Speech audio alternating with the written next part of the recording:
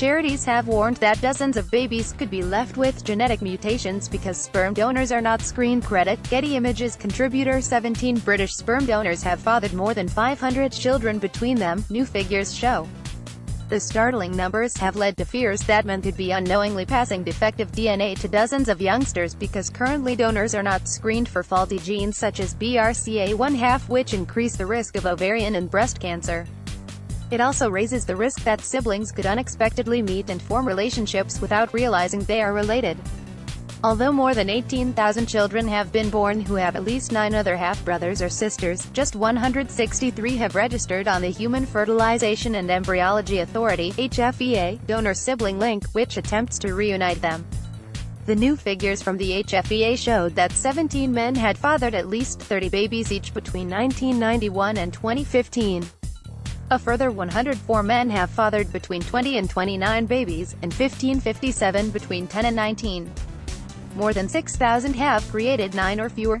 Up to 90% of women with the BRCA1 mutation will develop breast cancer. Creutzfeldt-Jakob. Although donated sperm is screened for major diseases such as HIV, hepatitis B and C, Creutzfeldt-Jakob disease, CJD, Huntington's and cystic fibrosis, clinics do not yet test for genes which increase the risk of certain cancers or conditions such as Alzheimer's disease.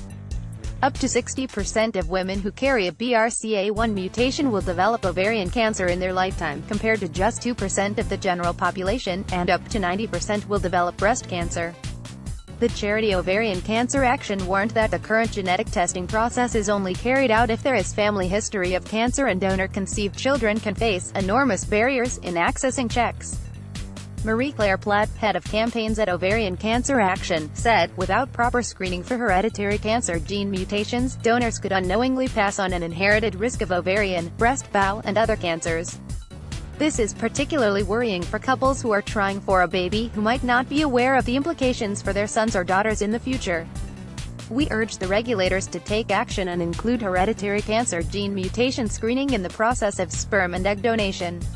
What happened when I discovered my biological father was a sperm donor? Under HFEA rules, donors are not allowed to create more than 10 families, which means many of the youngsters will live with their half-siblings, meaning all may end up carrying a defective gene."